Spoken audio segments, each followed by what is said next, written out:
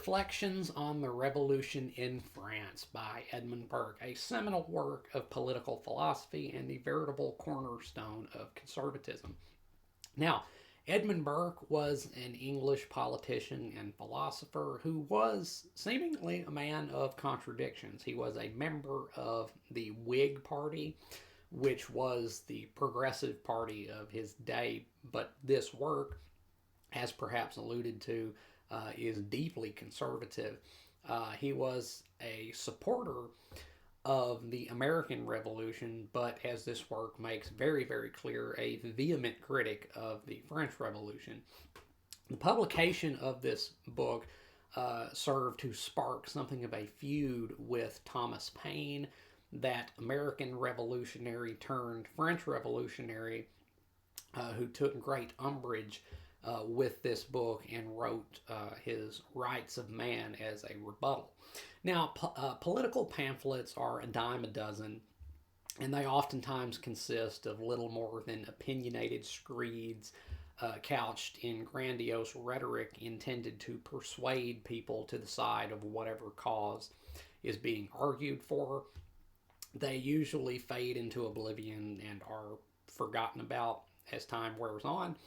But what makes Reflections on the Revolution in France more than just a mere political pamphlet, what has made this work endure and be so influential, is because it presents a philosophical perspective which is backed with reasoned argumentation, and which history has proved, and I would argue continues to prove, to be valuably insightful. So Reflections on the Revolution in France is written in the form of a letter by Edmund Burke to a Frenchman who had written to him inquiring his thoughts about the goings on in France at the time. This was written very early in the French Revolution because the French Revolution, I think it covered about a decade's worth of time.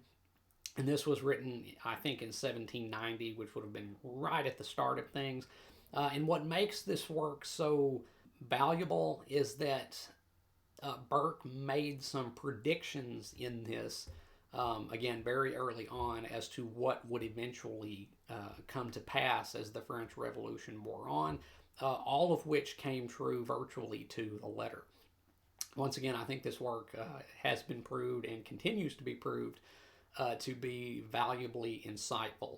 But anyway, so Burke basically just outlines his critique of the French Revolution as he sees it. He has a very low opinion of the revolution and the people responsible for it, and he has a very gloomy outlook as to where it will lead. He has many criticisms of the revolution and again the people who have driven it.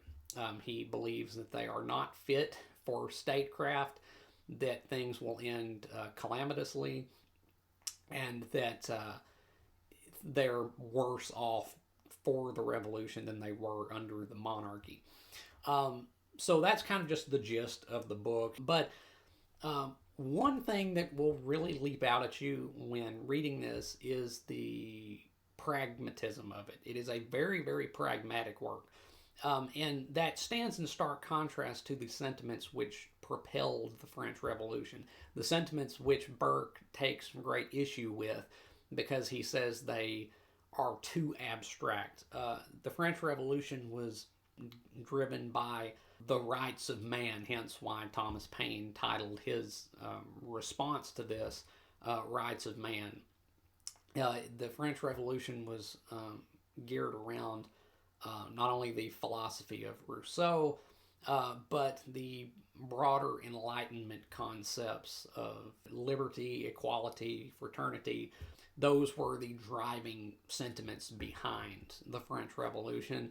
But Burke doesn't really have much positive to say about these because while he does not deny human rights. And again, I think this work is very misunderstood in some respects because a lot of critics of this seem to think that Burke is just writing off human rights and that he's saying that everybody should just know their place and shut up and be happy about it. That's not really what he's arguing. He doesn't deny human rights or that individuals have inalienable rights, but he's much more, again, pragmatic in his approach to these matters. He says people do have liberty, but liberty bears with it always the responsibility of being responsibly used.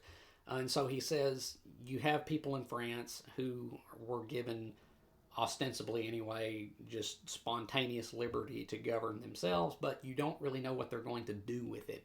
And as Burke says, liberty without any kind of rationale or morality governing it is a very dangerous thing. Liberty is all well and good. It is the noblest of ideals, but it has to be tempered with ethics, with responsibility, or else it just becomes anarchy. And that's what Burke saw was happening in France, was that things were untethered from any kind of tradition. Burke is in no way arguing against the idea of progress, but it has to be progress within reason. The motif, perhaps, that can be drawn from Reflections on the Revolution in France is that reform is better than revolution, because revolution always resets society to zero. Even if the society in question is broken and grievously flawed, to the overthrow of all existing institutions creates anarchy. It creates a vacuum which has to be filled. And so Burke's arguments here are basically that we need to respect our past, even if it is flawed, even if it is broken, even if it needs to be changed. We need to always keep in mind from where we come and to reform things, not just destroy them. Then Burke does not at all discount the plight of the French peasantry, but he views the revolution as being a bridge too far, that it was not necessary to completely destroy the entire fabric of their very society, that they would have been better off to gradually reform things in a way that was not chaotic and destructive.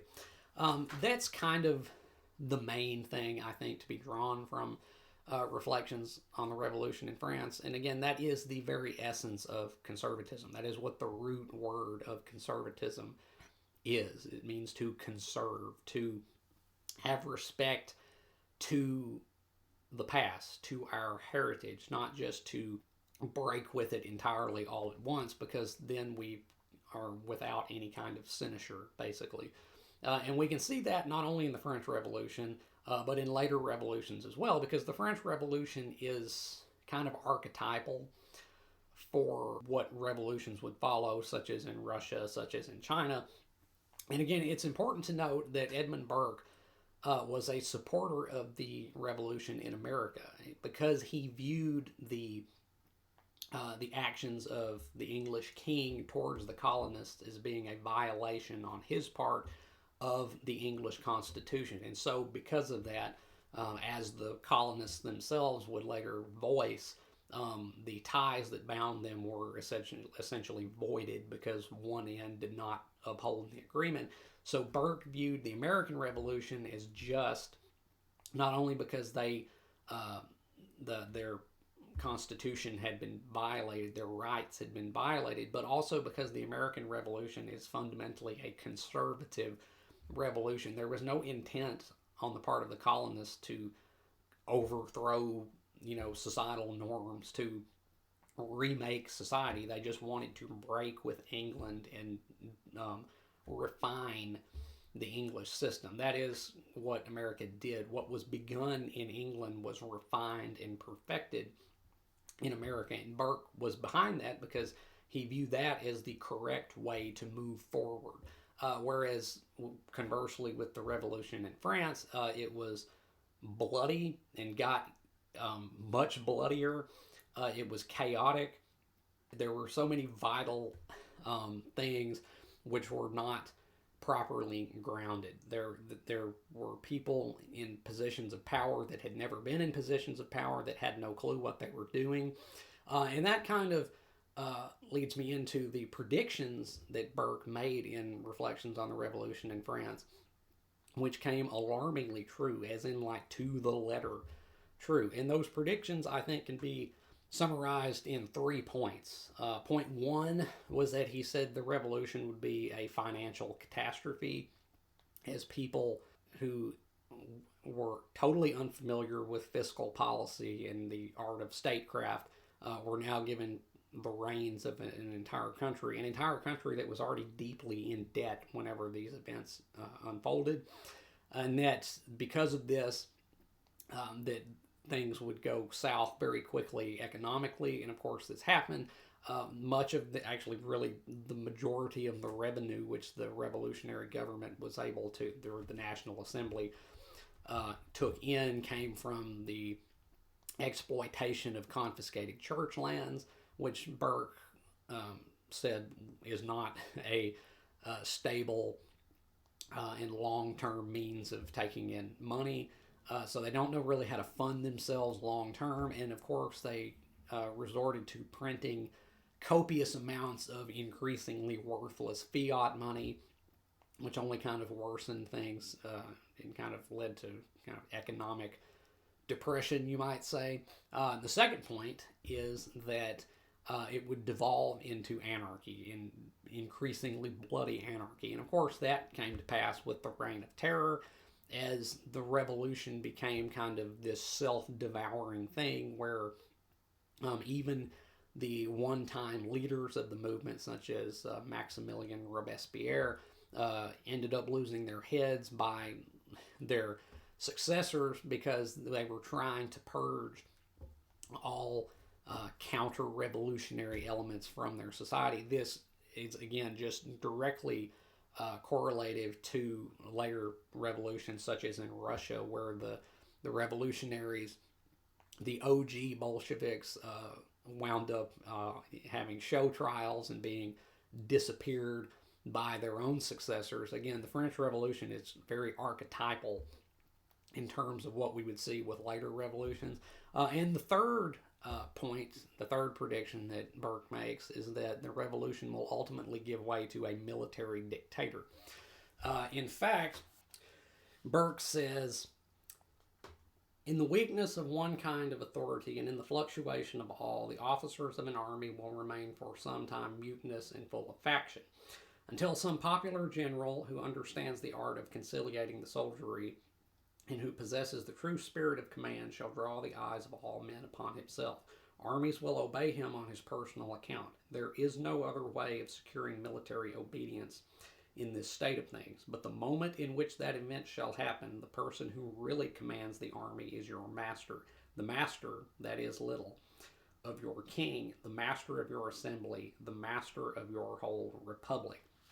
That describes Napoleon pretty much to a T, as Napoleon was a military figure who ultimately came to dominate France and actually much of Europe, and who inaugurated his own accession to power with the rather chilling phrase, "The revolution is over, I am the revolution." So again, Burke's predictions for what would transpire eventually over the course of the revolution were astonishingly on point.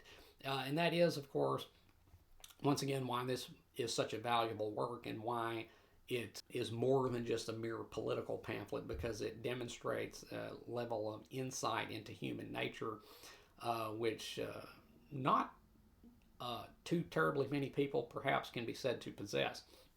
But the influence of this book is broad.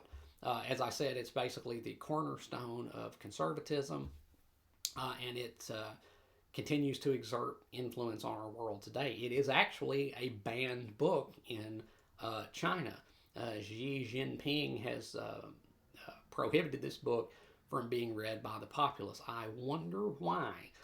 But it is, once again, a seminal work of political philosophy because it demonstrates the dangers of progress, the pitfalls of progress. Progress, as Burke would himself avow, is a very good thing. It is something that we should all strive for, but we have to strive for it in the correct way. That is to say, we have to look before we leap. That is perhaps the biggest takeaway to be had from Reflections on the Revolution in France, is that we have to look before we leap. The French revolutionaries abolished all existing institutions and basically reset society to zero, and it became anarchic and violent.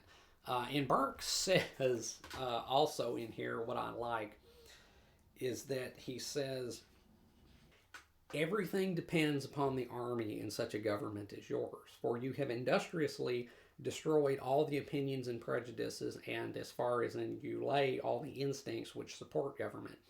Therefore, the moment any difference arises between your National Assembly and any part of the nation, you must have recourse to force.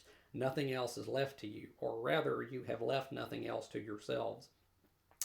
That is a very, again, perceptive observation on the part of Burke, is that where law is abolished, the only thing left is violence. The choice is between civil law or brute force. And again, we see this with other revolutions, such as in Russia, which became totalitarian to the extreme, because where the old systems are toppled, in order to enforce a new system, you have to resort to force. That there is no other way to implement new systems and processes when the old have been completely thrown out, except by force and violence. So this work, once again, still has great bearing on the world of today, and has rightly and justifiably become a seminal and incredibly influential work. And of course, we can see in the conflict between Burke and Thomas Paine, the conflict between progressivism and conservatism. Thomas Paine was incensed by what he perceived to be Burke's shallow grasp of the French Revolution, and so he wrote Rights of Man as a rebuttal and kind of an attack on Burke, in which he extolled all the doings of the revolution. He viewed the revolution as the people rightfully seizing power from the hands of monarchs and asserting their own authority and rights in their society, whereas Burke viewed the revolution as little more than a glorified excuse for power-hungry demagogues to remake society as they see it, albeit an excuse admittedly grounded in genuine grievances. But we see once again in the feud between Burke and Paine, the perennial feud between conservatism and progressivism, because everybody wants to be on the side of progress. Everybody wants to, be blazing the way forward into the future. And, so many people don't want to look to the past for guidance, because we like to think that we're more enlightened than our forebears and that we can do better than they did. But given that Burke's predictions all came alarmingly true, and again, pretty much to the letter, and given the fact that Thomas Paine himself eventually came within a hair's breadth of losing his own head, I think the argument could be advanced that Burke actually understood what was really happening in France better than Paine ever did. And so this book, regardless of your political affiliations, I think that this book is still an immensely valuable work, and one that is well worth reading. Although I will say it is pretty dry. It's not the most thrilling thing. And so much of it is Burke directly commenting on things that the National Assembly in France did, and certain policies that they implemented, certain numeric figures and such. And the parts of this that are like still hold the most power are where he's speaking more broadly, where his perspective is not just restricted to the National Assembly, but rather human nature more generally. That's where this really shines, and when it shines, it really does. But it is kind of dry. It's tedious at times, but still, sometimes you got to go digging through the muck to get the proverbial diamond. So I do think that this is still worth reading, and I think that the influence it has exerted and continues to exert on the world is valuable, actually. So yeah, Reflections on the Revolution in France by Edmund Burke. Have you read Reflections on the Revolution in France? If you have, let me know down in the comments what you thought about it, whether you have agreed or disagreed with anything I've said here today. And if you haven't read Reflections on the Revolution in France, like I said, I could recommend reading this if you're into politics or political philosophy, but be warned that it is a bit of a slog, even though it's not an overly long work. Again, it is something of a political pamphlet, but still, it's kind of tedious at times. But there's still a lot of wisdom to be had in it, and a lot of it history vindicated, and I think continues to vindicate. So I could recommend it if you're up for it. And as always, if you have enjoyed anything you've seen or heard here today, remember to hit that like button and subscribe. I would really appreciate it. And until next time, peace.